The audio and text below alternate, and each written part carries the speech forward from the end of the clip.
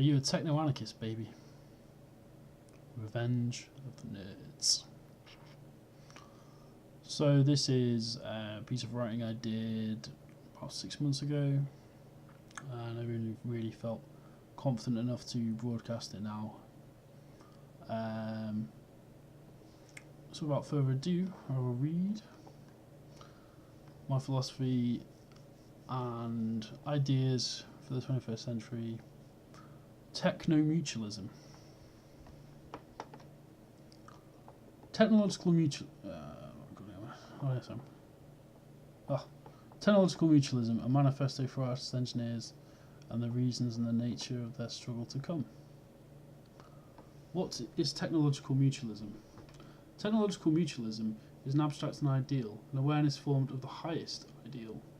That is the concepts of community, a shared vision towards a better, more mutual and cooperative society that values both humans' most innate creative desires and our desires for improving nature's base material, an alchemical process. A new view and perception of resource and consumption that forces us to face the issues that our industrial societies have created. Sharing and cultivating creativity in the human will, so that all mankind may reach the heights of their potential.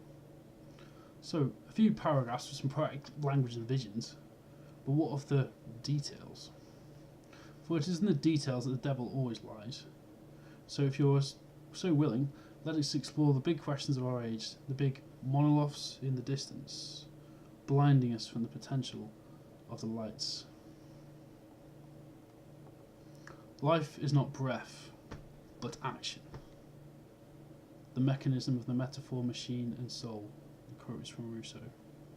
A parable of man divided. Man has split in two.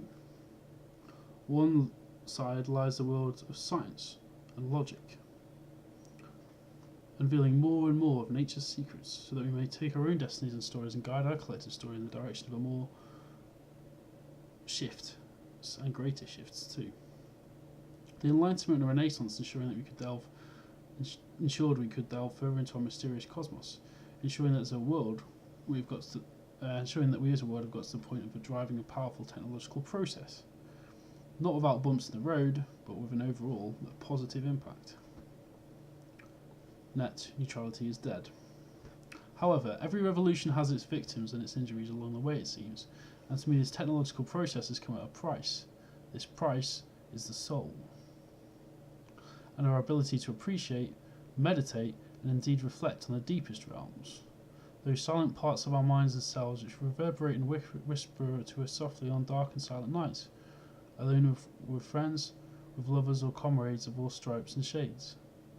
That part of ourself, it seems, has become more closed, and to access it often takes an immense effort due to the multiple distractions and daydreams we can now access. There must be a balance found, I think, between our animalistic inner selves and our need to externalise and categorise nature. Because I think we should be aware that the more we seek to stifle nature into more and more boxes, the more we trick ourselves in the misunderstanding that we are somehow separate from it. This is the pantheism of the new understanding, being that most of us know now that God is dead, or the idea of the immaterial, metaphysical perfections at best an idealistic daydream, and at worst a justification for the worst excesses of human evils. How then must we balance our evolving technological power with what resides within? Namely our complex and shifting selves, our souls, as I would call it, the swirls of the ocean of consciousness that we call the unconscious and conscious mind. Returning to my initial sentence on the split in man, we are split between our natures as a cog in the modern industrial and global machine and our direct connection to the past, our hunter-gatherer and early Homo sapien legacy.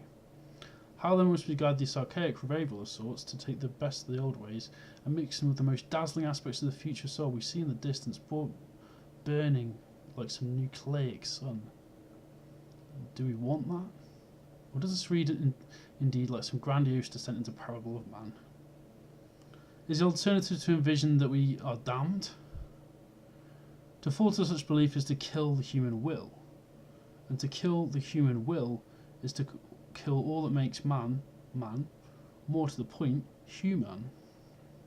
Homo sapien means wise man, and that what is that has made us What is it that has made us wise? Rising from the depths and exploring and innovating alongside nature, this must be the path, I suspect. Consuming nature like some hungry beast will only bring forth our collective house of cards and corruptions further to ruin, and in the ruin lies the ruin of us all.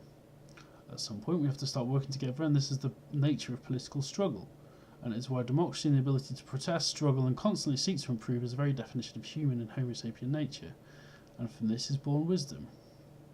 I am here, I'm alone, but when I become more than myself by connecting all these dots with my brothers and sisters, we can achieve that which the mystics might have dreamt of in some far flung off land.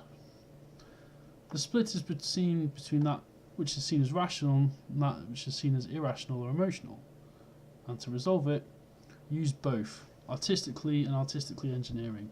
The green tech, the great works of art which will hoist our worlds of future into dream spires, such are organic machinery which will weave like an engineered poets to forge a world that just works better.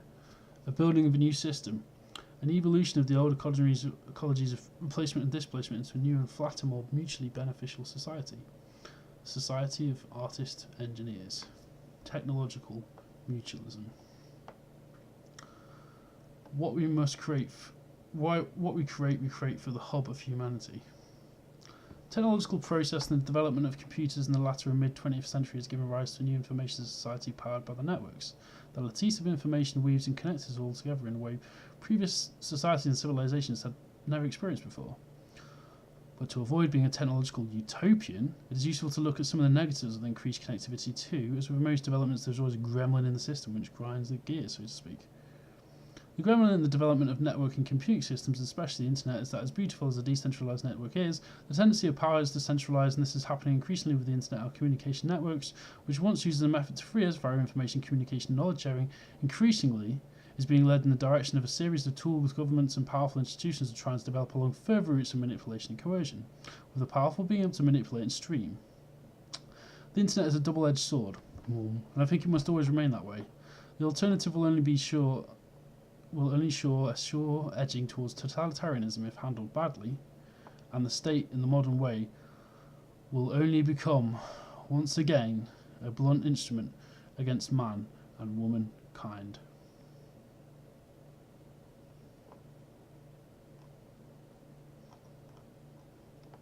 There's a link to the blog post of that below if you want to read further, which has got some more links which relate to the piece.